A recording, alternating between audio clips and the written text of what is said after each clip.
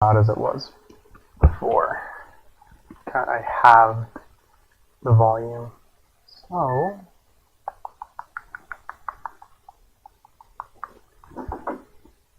let's get back to it. No? Back to it. No? Mic check. Cool. Yeah, we're good. Anyway.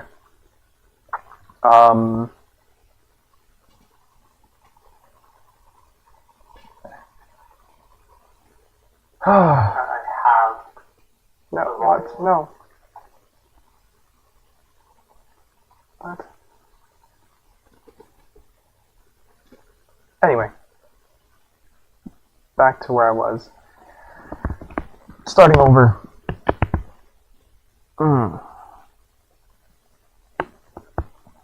Where were we?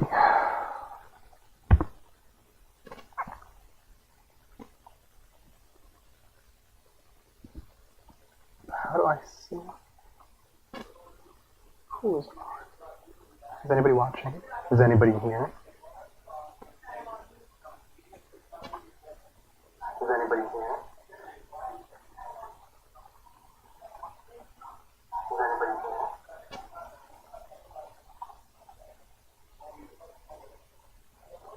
Okay, so you guys are going to overhear my roommate's complaints. That's fine. Anyway,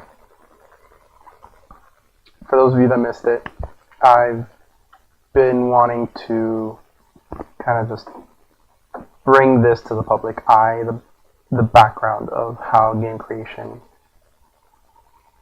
is from start to finish, from idea to post-production, you know, people playing on their PlayStation and Xbox and PC, what it is that goes into all this. And we're going to be creating like a little power-up area that'll change the orbs that comes out of my character when he shoots, which as soon as it decides to, there we go. Kind of loud, but those little yellow orbs, we're going to change them to red, because red's a really cool color. And we're kind of going to take the same approach we did with the last video. We created a particle system that rotated and that just had a really cool glow to it. So again, back to the theme of exposure. How do we go about this? And I made the case of, well, you can't just tell a program to do something without defining it first. You can't just say, make power up circle. Let's go to the blueprints. Level blueprint. This is the data that flows through the entire level as we're playing. So if I go here, I right click all actions, and I type, make me power up circle. Well, nothing's going to freaking happen. I'll take off context sensitive. All possible actions. Make me a power up circle is not a thing. Why? Because I haven't defined it. It doesn't know what I'm trying to tell it. I know, you would think something so complex would be more intelligent. Fortunately, that's not how this works. So, save. Why did I save it? Close. I really need a new CPU, like for real. And let's think this out. When you go in and you're gonna go obtain a power up for your character, whether it be like you're shooting a different type of bullet, you're gonna start throwing fireballs, you know, you have a rocket launcher now, you're invincible, unlimited health, unlimited stamina, whatever the case might be. What does it look like? The first thing is presentation. You need to tell the person playing that here's something. What are you going to do with it? In this case, you're going to go into it. You're going to go pick up the power-up.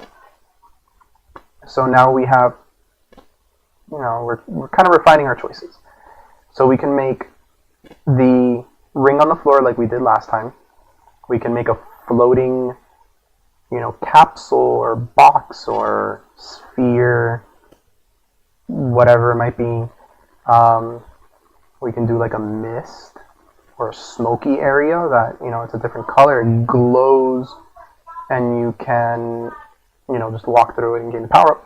But for simplicity's sake, and just to show you guys, even the most simple implementation of this is really complex, or can be really complex, not that it is.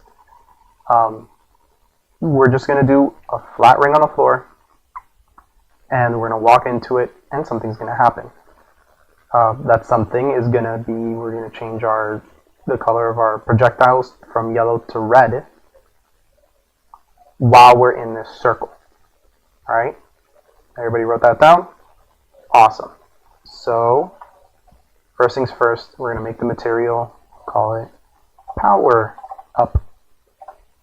M for material. And I tend to over-exaggerate exactly how powerful this program can be. Unreal Engine is mostly comprehensive. It does everything from start to finish. But there are specialized programs that could do some of this stuff for you, and Unreal Engine supports them. You can import that data and apply it within Unreal Engine. You don't need to use Unreal Engine to do all this. However, I learned through Unreal Engine, so here I am, and here we go. So one more time, translucent, unlit. We know we're going to turn this into a particle if you watched my other video. So I will put a particle color, I will drag the ring into it. We're going to keep it nice and simple, and I'm not going to do that whole magical spinning ring of awesome this time. And we're going to go ahead and multiply the values of the color of whatever we pick with all of the colors of our ring. That's going to be the emissive color, what emits from our material. Is the color that we see. That color will be applied to whatever the mask is. The mask is the brightest objects, and since we're applying all of the colors, it'll apply to everything that is bright. In this case, it's the whole white of the ring. As for the opacity, we're going to go ahead and do the alpha of our color and all the colors of our ring to make sure that everything but the ring itself is completely see-through. And as soon as that as soon as that finishes loading, I will show you guys, or you guys will see the ring. There it is. Nice and clean. Totally see-through. Exactly what we want. Cool. So we're going to go ahead and save that and create our particle. Now, before I get too far ahead of myself, I want to do my best to not lose anybody. In Unreal Engine, the objects you can interact with, like this box, for example, that I can move it, and if I shoot it, they get knocked back. Physics applies to them. They cast a shadow. Those are called actors in Unreal Engine. So, again, just beating a dead horse. We'll blueprint, go ahead, create an actor, call it power up. I'll just put an A for actor. This is a terrible naming system. I would never do this in reality. Again, simplicity's sake. I can add whatever component I want, given that it exists within the program. I can't just type power up circle and expect the program to know that this is what I want it to do. It doesn't know what I want it to do. I have not defined it. Oops, I don't want a geometry cache. So I'm just going to go ahead and leave it as is, just close it, get back to it. But what we are going to do is create a particle system, because the particles tend to work better on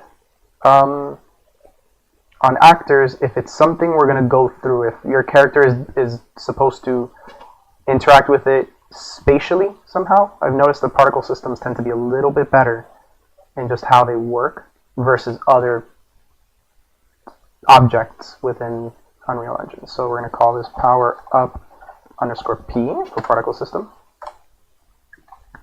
And we're back here, the stupid little sprites from last time.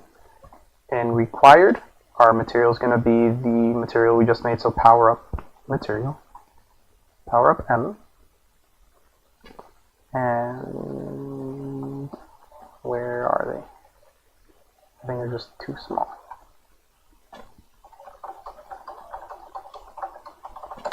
Make them nice and big. Let's see if we can I? Oh, here's something. What are you? Why are you disappearing? Okay, anyway, initial velocity. I'm going to delete that. Let's just go through it. How it was last time. Don't worry about details. Just realize that all these buttons have a purpose. All of these buttons have a purpose, and all of those buttons have their own hundreds of thousands of buttons inside of it, all of which have a freaking purpose. I just know which ones to press. So, why does that look so weird? Duration. Oh, there we go. Cool. So there we go. I want it to persist. So, lifetime is going to be infinite, 0. There we go. It's just loading. I don't know why that looks so weird. But anyway, so I had to go through all that nonsense just to get a freaking circle in front of my face. Now there's a problem. I don't know if you guys can see. I tried putting this in 1080p, but these are the axes that we function off of, X, Y, and Z. And no matter where I go, that circle follows me. I don't want that to happen because this will pop up in the game world. We don't want that. We're trying to go for a circle on the floor. So knowing that, our up and down axis is the Z-axis. That's why I put the orientation, or I lock the axis on the Z-plane. So now it's flat. So I'm looking at it from the top. There we go. We can walk into it now. And this is where we manipulate our color. I'm just going to leave it red. I'm going to put the green and blue values at 0. Red is a good color. I encourage everybody to go red because red is awesome. And there we go. We are golden. So now, save all. That way I don't have to clicking around. I'll wait for this to happen. I really hope you guys can't hear that chatter. And there we go. We are golden. A little bit. Now. Yeah, a little bit. Whatever. I just went up with this to YouTube. It's okay. Anyway, we can go back to our actor. We're done. Like, there's nothing beyond this particle system that we can create that would benefit us in any way. I can go off and make 100 different blueprints, which there's actually a lot now that I think about it. Look at this. Just in the objects, there's different classes of objects. And then just actor by itself has tons of different actors. So what I want is that actor, which we made. Compiler, what? Go away.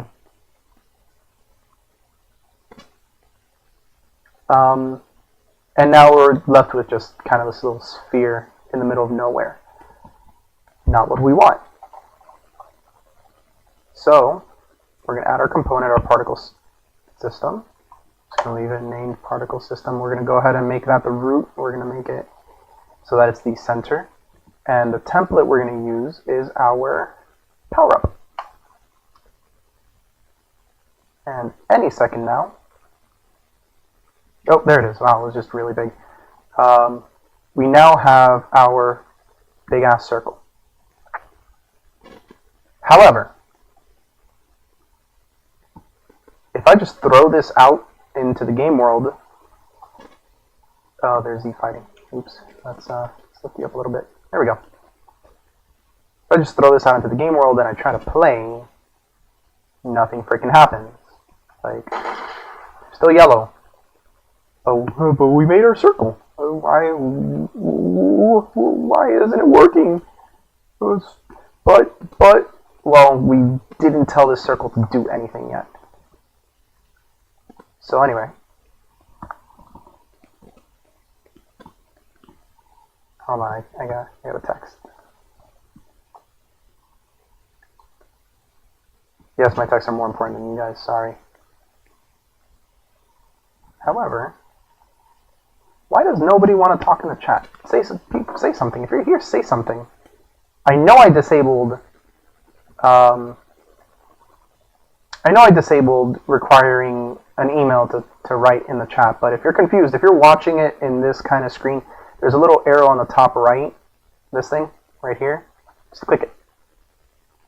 And it'll open up the chat. And it should say like anonymous or something if you're a random person. Just type something, say something. I know somebody's watching. Somebody's watching. Yeah, somebody's watching. So anyway, enough of being a creep. What are we going to do about this? Well, one way is to, well, really the only way is we need to recognize your character walked through it. Okay?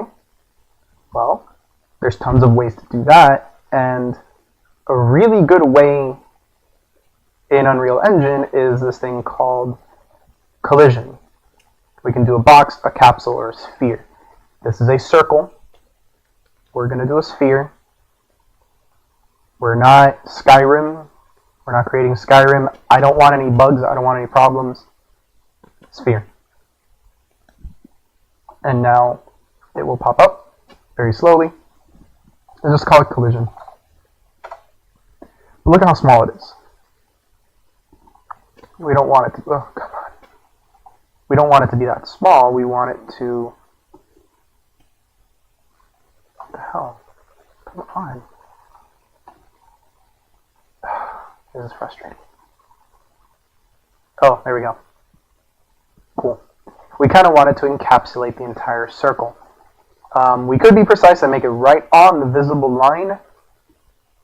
I don't care enough. Let's just compile that, make sure it works nice and good. But now what? We have this collision. I told you that it is designed to recognize anything that walks into this space. It's designed to do a lot of things, actually. But we wanted to recognize that something has crossed into it. So that way we can tell it to give a power-up. Well, that's where we go to our event graph for the actor itself. Okay, so we'll delete the defaulted stuff that it gives us. And if I click on the component on its list and I scroll all the way down, I have all these really cool green buttons that I can add as functions. And one of them is on component begin overlap. Holy crap, it's almost like they know what we want. Let's click it. Cool. So just some stuff that should be in every good coder's code. And begin play, cast to first person character. I'll explain what this is in a second. Or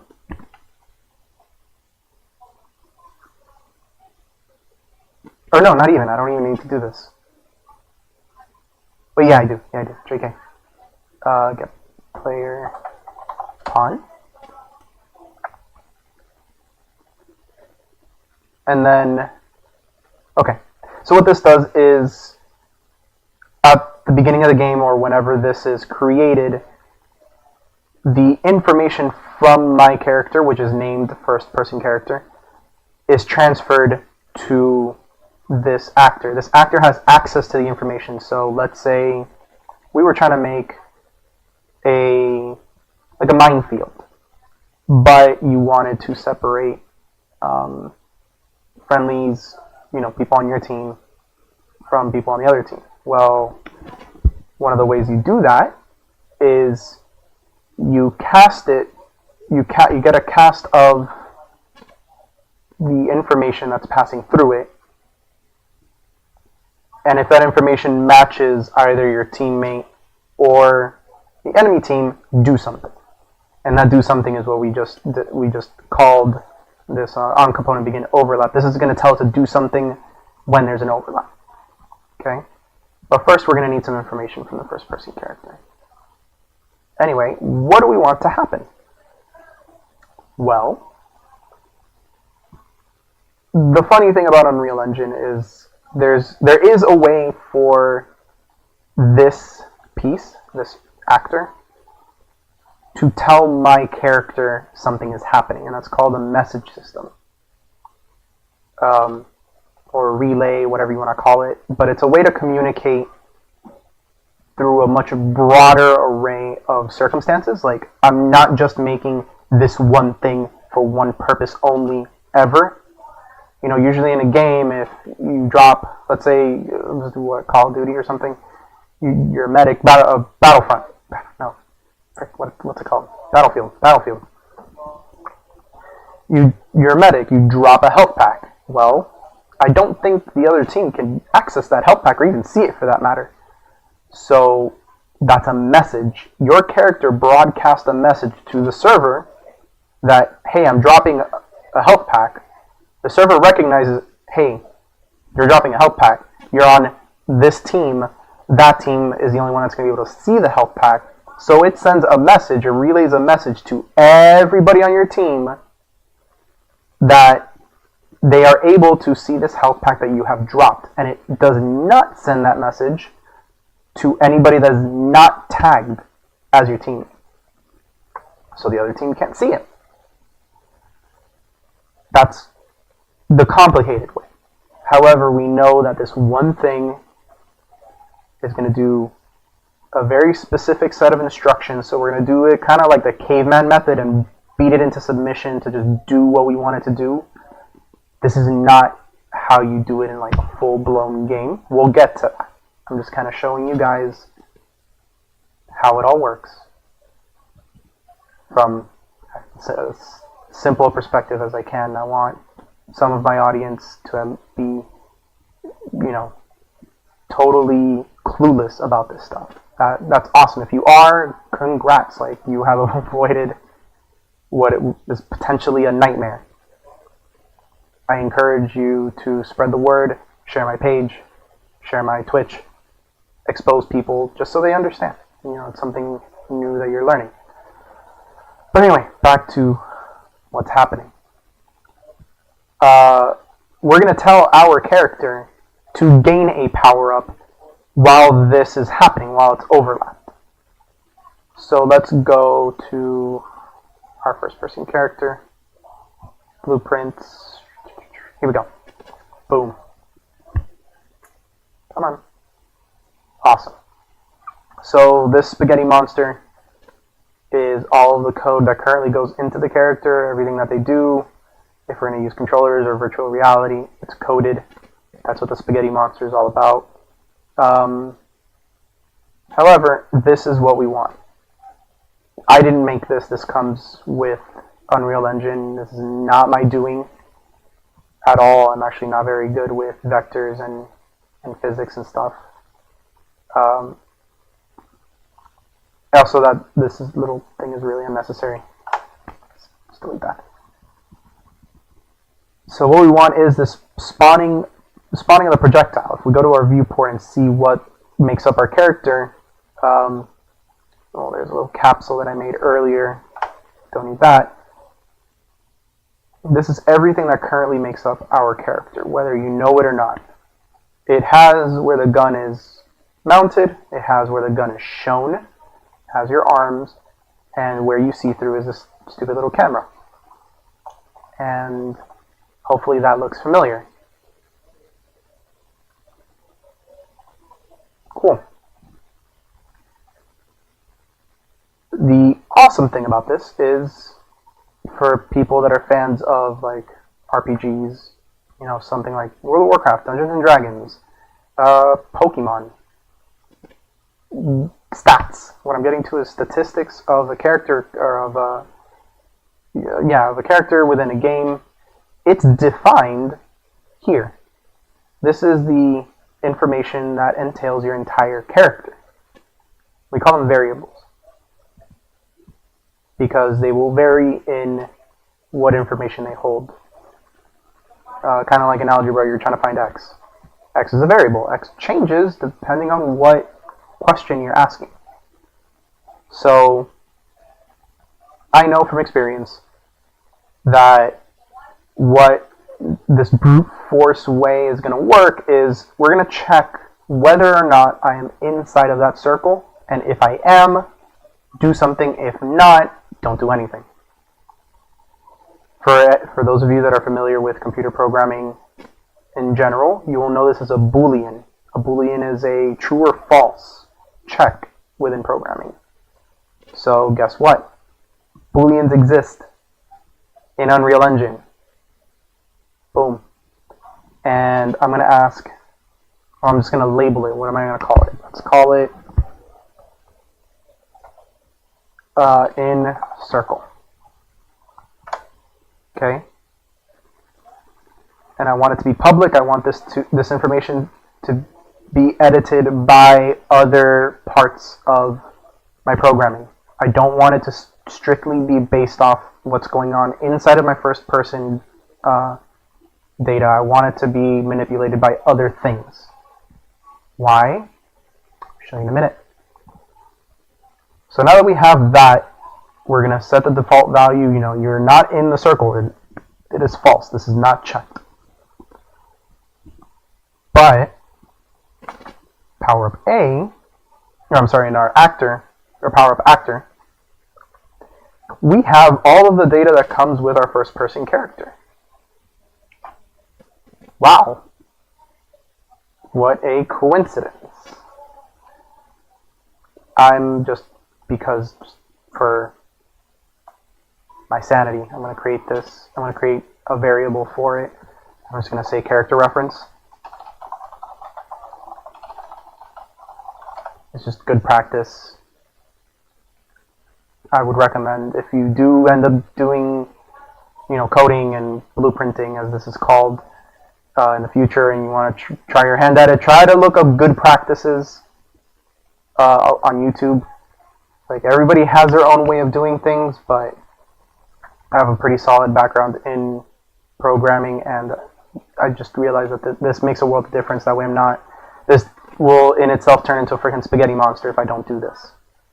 Because instead of having this nice little button, I'm going to have to keep pulling strings off of here everywhere that I want it to go. And if, let's say, for example, I had to create code for a game that's coming out next year, they needed a system that allowed people that are flagged for a certain trait to be able to be seen through walls, because they're considered high priority targets or something. So they gave me the colors and the shells that they wanted to put on the person. I needed to define for their server how it is that your character is going to define a high profile character and what information is being transmitted.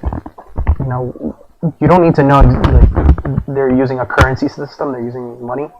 You don't need to know how much money they have. That's irrelevant. You're trying to kill them. They're high priority. They're going to give you a lot of money if you kill them. What difference does it make? So obviously I'm not going to transmit that information. Instead, what I did was I got the information of whether or not they're high priority as a data set within their character, kind of like how we were doing earlier, was defined in the variables based on other things, whether or not they were flagged as high priority. And then if they were, I implemented like an extra shell around them. I kind of like outlined their skeleton, and they're going to be highlighted. So depending on what faction they chose, it was between green, yellow, and red. That was their color. And it worked. They saw through a wall. that took a lot of these stupid little buttons because I needed to get so many references. If I would have done it from a cast straight off this box, it would have taken an eternity to complete because I would need to trace everything back to here. If I needed to check my code, I would need to trace everything back to here to make sure everything is connected where it's supposed to be. That's a nightmare. I handed off my code to someone within the project so that they could implement it on the server because this is enclosed. It's not on the server. I'm not using the data that's stored on their server. I kind of gave them like a framework and they apply it however they want. Imagine if I had a friggin' spaghetti monster. They wouldn't have paid me. Like, they would have thrown it back at me, like, probably deleted it. And the reply message would have been, "You suck. Don't ever contact us again." It's a mess. So good practice like this if you're hoping to gain some expertise and try to freelance and make little projects and stuff. Little things like this go a long way. As for the people that don't really care, don't worry, we're getting back to it. Now that I have my character reference, I'm going to go ahead and get the reference, and I'm going to set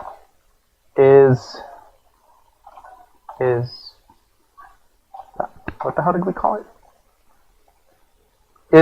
In circle. Okay. We're just going to set in circle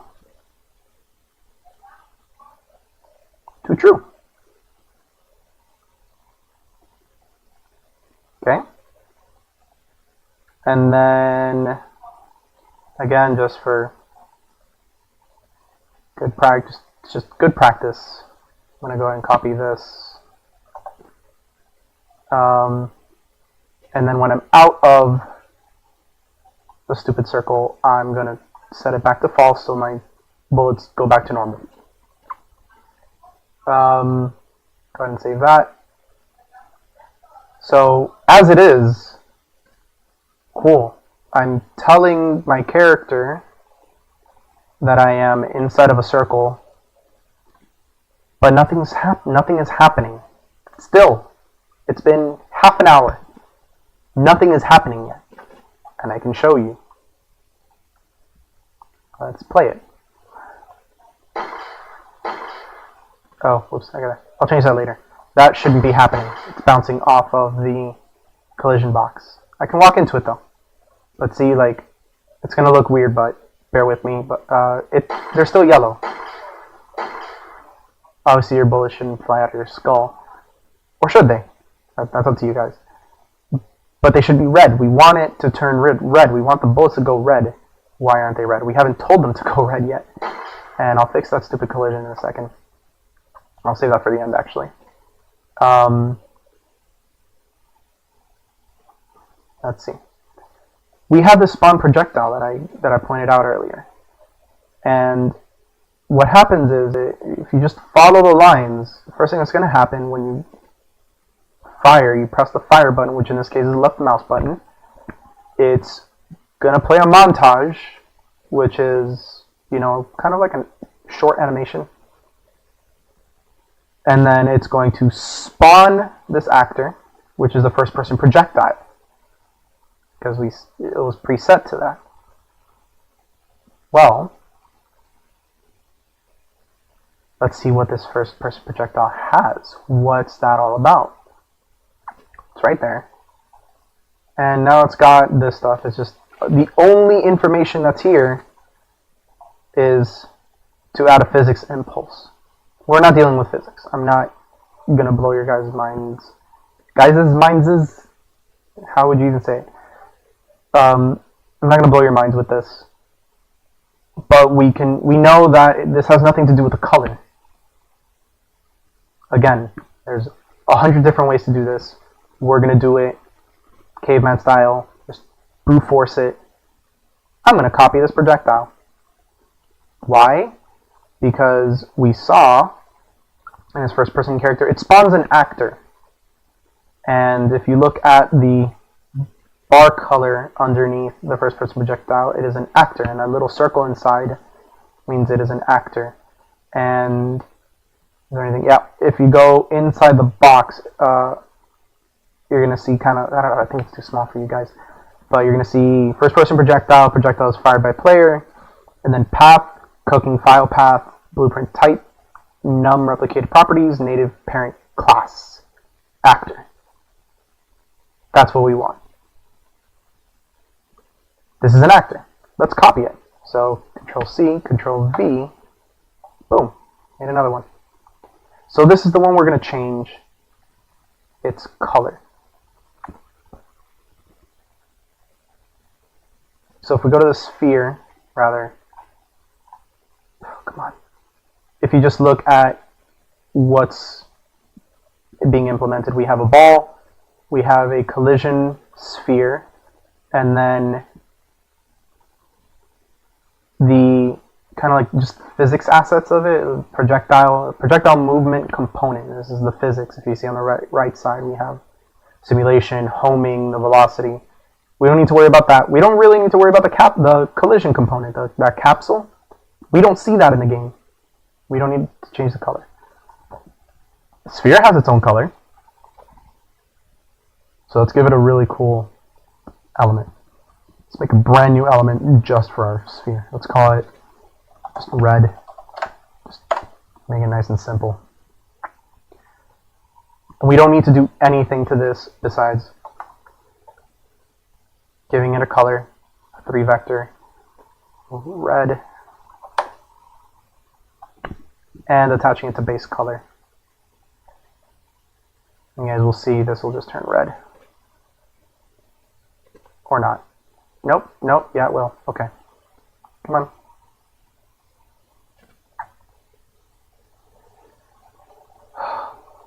Yeah, I really need a new CPU. This sucks. Hey viewer, what's up?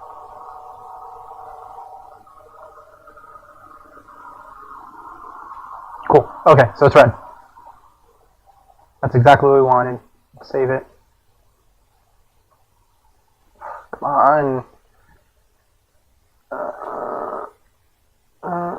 Come on.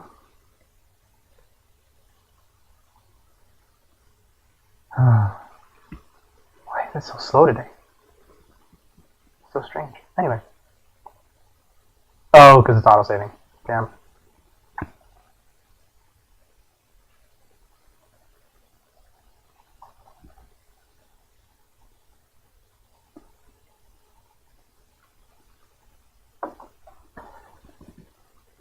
Are we good?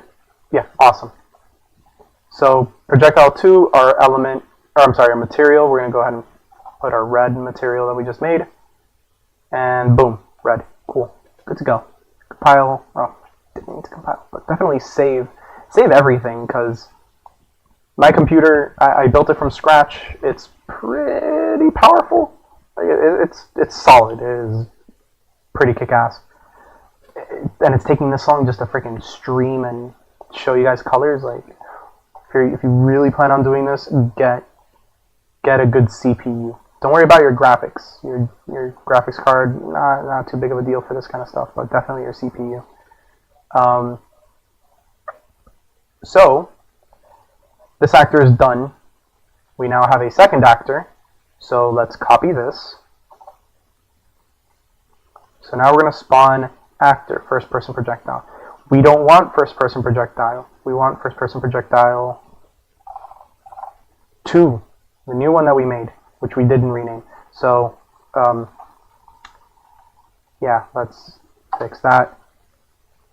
Red underscore A. Cool.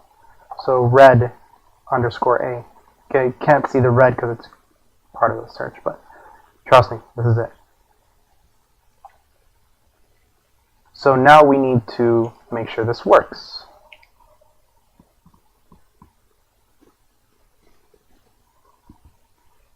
How do we do that? Well, let's make a spaghetti monster. But take a step back, relax.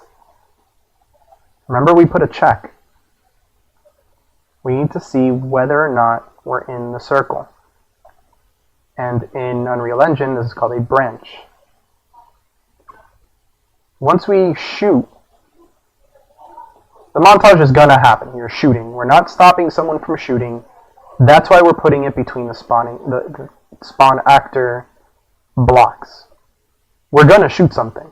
This is not something that's gonna stop us from shooting. This wouldn't be something you put before, because if you put it before and you're not inside that circle, nothing's gonna happen. That, or if you complete the steps how it's happening here, you're not gonna go through the montage. It's gonna skip the montage, just spawn an actor and play the sound. Like, the whole point of this is to do that whole, like, you know, firing, cocking back, and your arms going forward, and that's going to happen.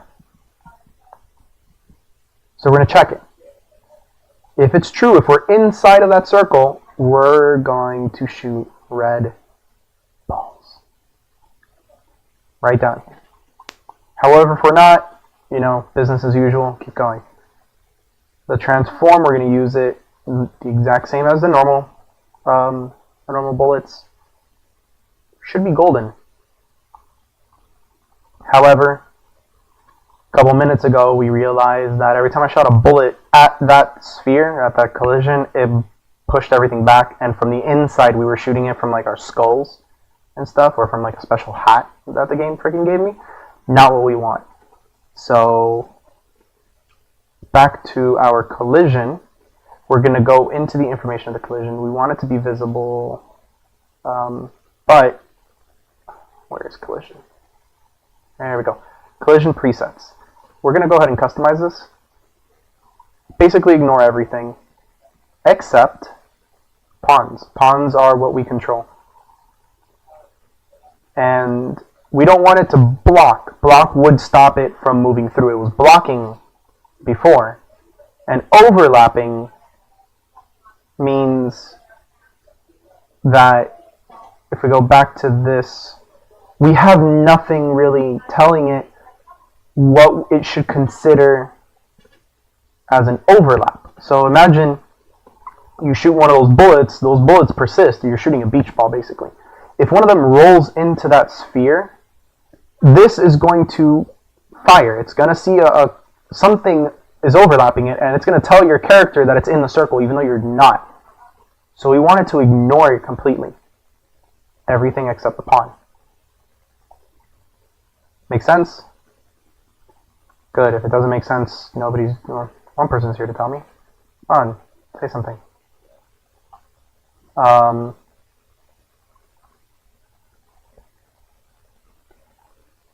So we want it to ignore. We don't want it to get any data from anything that is not a pawn. And since we are not, we're not playing on Overwatch, there's not more than one person, it's safe to say we're going to be the only ones in that circle. So,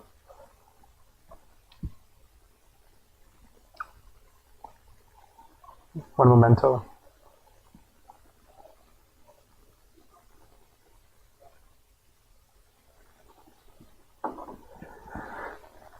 Anyway,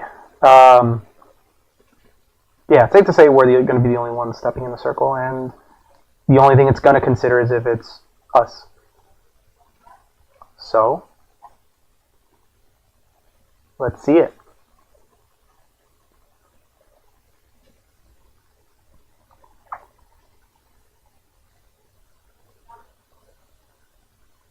Come on. You know you wanna. There we go. Awesome. So, pew pew. Cool. So the bullets go through it.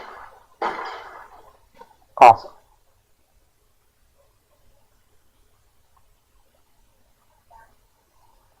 Oh, crap. I missed something. It's not doing the pew pew sound. I know what it is. I didn't connect this to play sound. Doop. See? The little things. Okay.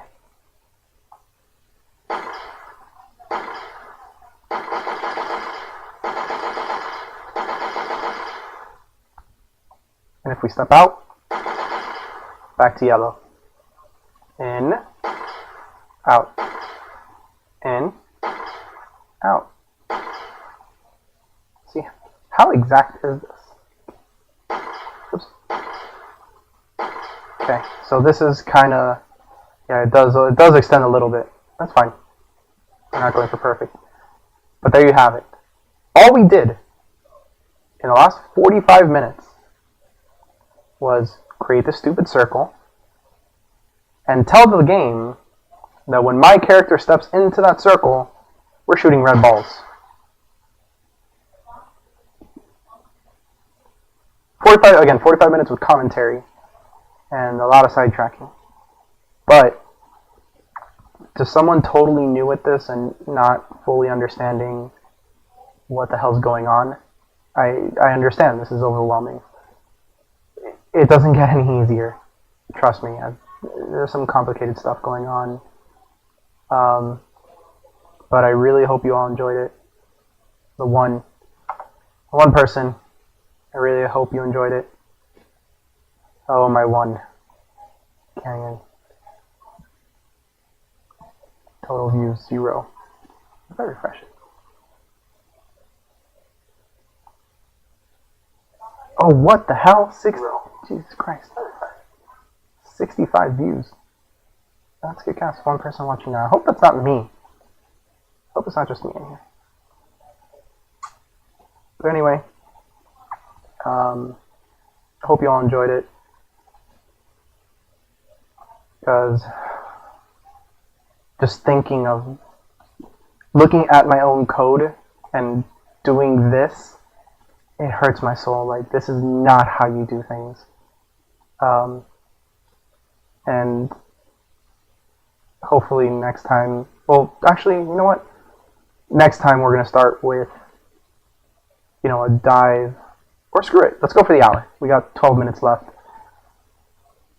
I want to show you guys a little project that I had been working on for a while. Just practice. It's not really anything I'm going to produce, anything I'm going to publish or sell for that matter. I would never sell my own private creations like that. I'm not some cheap whore that cost a lot of money, actually. So let's go ahead and open that project. And it is my Diablo killer. Diablo RPG. And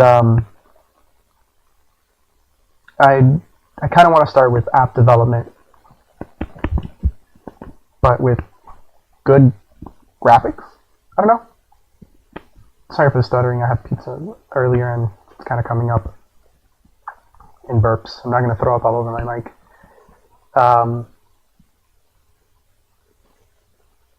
What was it? Yeah, it's kind of like just practice. Not trying to do anything spiffy with it. Like I'll watch the tutorial here and there of how to create a certain type of material or how to procedurally generate one specific thing, and go back to it and try to apply it to that specific project, because the project I showed you initially was a first-person shooter. That's the template. The template for Diablo, as most of you know, is top-down. You have a bird's eye view of what's going on. So implementation is different because the mechanics are different. You're not that circle that we had is not going to be the same kinda in that project, which will open up probably freaking never. The materials that you apply need to have, like if I want to change a block to look, like stone, because I'm so far away, I don't have that first person view. I need to either make it really detailed or consider making the whole project more kind of cartoony, making it more round and shiny and, not something you're going to stare at.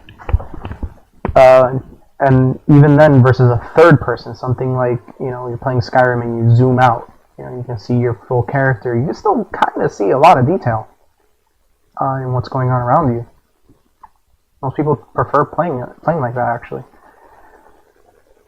it's not the case.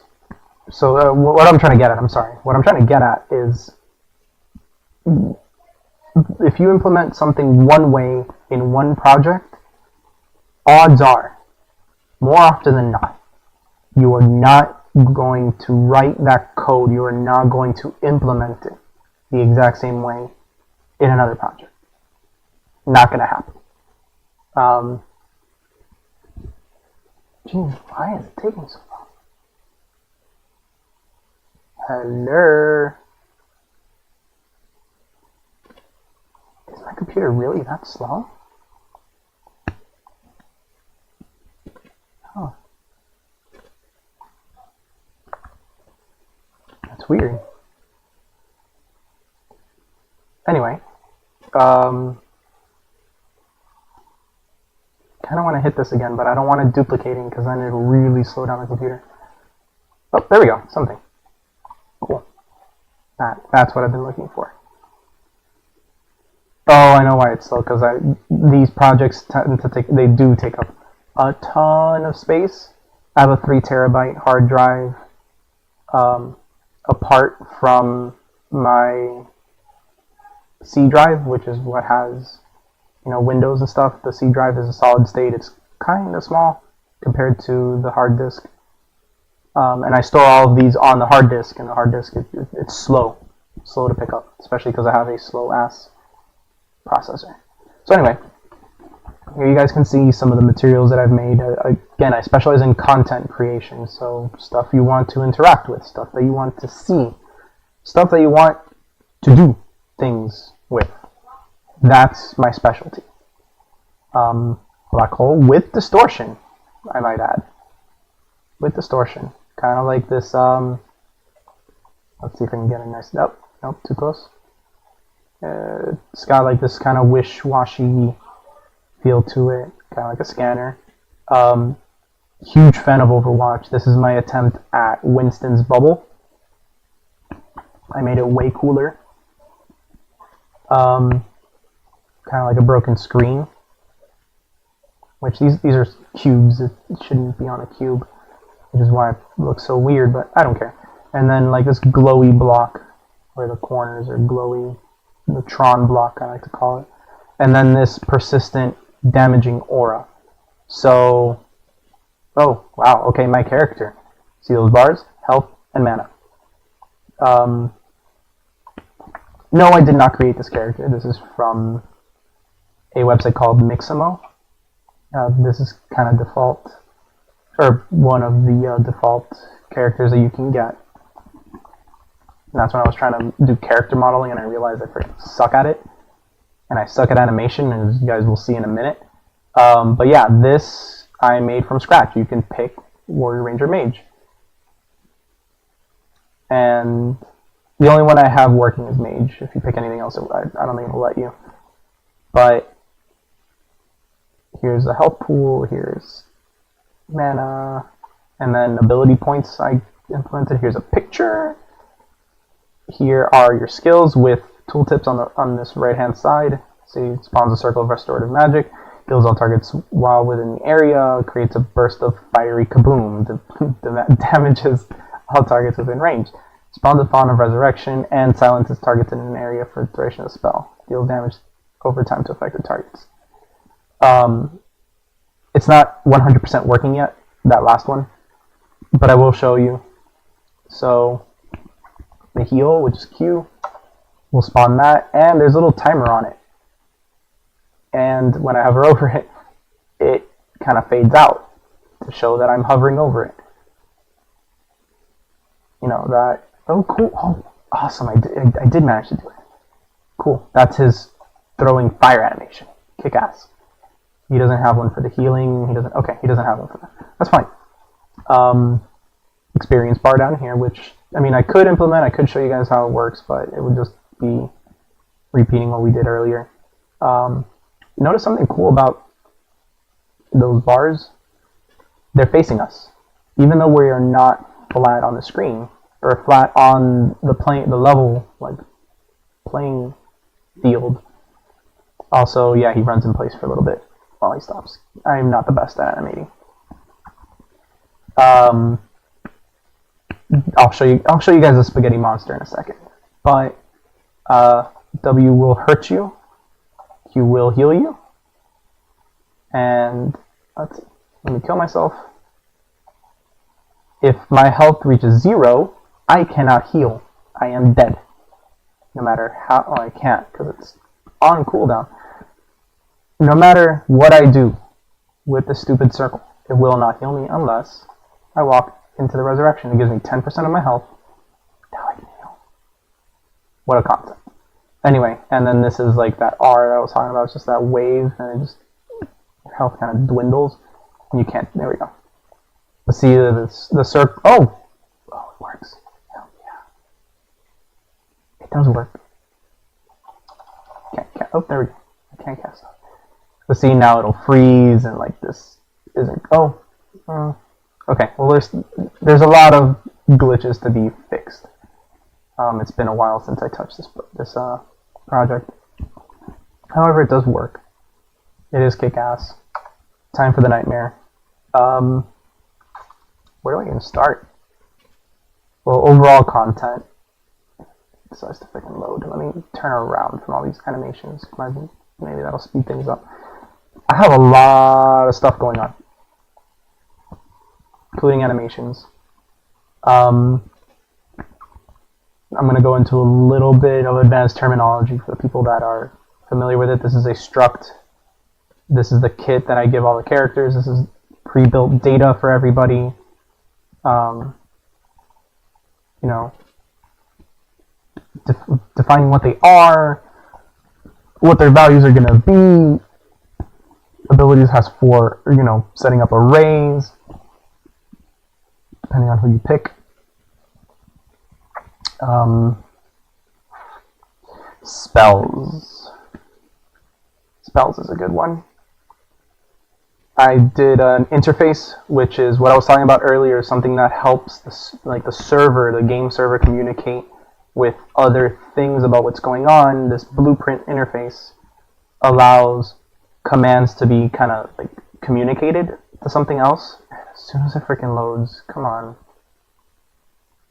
Okay, there's nothing really going on. However, these are functions that can be communicated to other things, whether it deals damage, whether it heals, it consumes mana, recovers mana, consumes AP, recovers AP, or resurrects. You know, and these are things that I defined. I decided that these things are very important for when, you know, you're casting a spell. It does one of these things. If there are more, I'll figure it out and I'll add it. However, all this decides to go. There you go, healing circle. We'll do. This is the one that I spent the most time on because it was the coolest looking. Jeez, this thing opening so slowly should be kind of like. There we go. Not very impressive, is it? For everything that it does. However, I just told you guys that interface has a function called heal. It is sending a message to anything that is triggering a heal. It is telling it all of this information. It checks the collision. It filters by class. Is it a character? If it's a character, it's going to add it to a list of characters within that collision, and all of the elements within that array, for each of them in this loop, it'll heal. According to the data possessed by my character, it gets the magic damage, which, you know, I just made kind of simple. It does a little bit of fancy math and multiplies by 0.05 because I just really wanted to tone down the rate that this happens. And that value, whatever number pops up, is what it spits out. That is the heal. That is the message being sent. Cool. I promised you guys Spaghetti Monster. So Spaghetti Monster, let's go back to the overall content. And I think it's because I have Twitch open. It's being so slow. Or that I'm recording a lot. It's an hour-long video. Probably not going to have a lot of space left. Where are you? Top blueprint? No. Blueprints. Oh, wicked. My character. So while it loads, buckle your seatbelts. And here we go. Yeah, this is really zoomed out.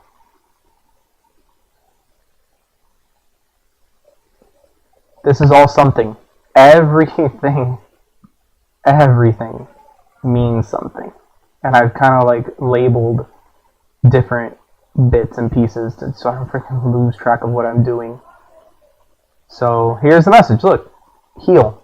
Whenever it receives the message of healing, this is what it does. This is everything that it does. You know, it's going to check, am I dead? If I'm not dead, you know, set my current health to whatever, you know, the heal being added. As long as it doesn't pass my maximum health, because you can't overheal. I don't want it to overheal. As long as that's true, it'll set my current health. Or I'm sorry. It'll heal until my current health hits the maximum. In which case, when it's true, it's just going to keep setting my health to whatever my maximum can be. It's not going to keep taking this current health. Because that created a really weird interaction that I can't really describe. Like it did some really funky stuff. So I just set it to max, whatever the max is, keep setting it, which is okay. Redundancy is good. Same thing with damage. You can only get damaged if you are not dead. However, let's take a look at this one. Oh yeah, casting spells. This is. Oh man, this is it. This is the stuff of nightmares. This is also not the most complicated thing I've ever done. By far. This is, in reality, we're really only doing kind of this little bit. Too low. Oh, come on. Come on. Yep, perfect. Kind of really only doing this and copying and pasting it because each ability will have this set of commands, and then we just kind of change the stuff that's going on the inside. Again, this is not how you should run things. This is overly simplistic or overly simplified for what is really happening. This is something I used to practice. This is not something I would sell. This is not something I would churn out for a commission.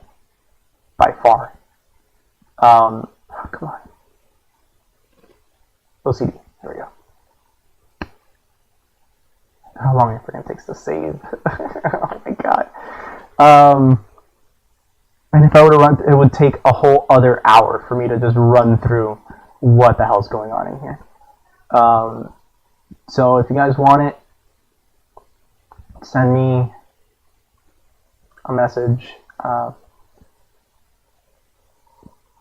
Write a comment, text me, something.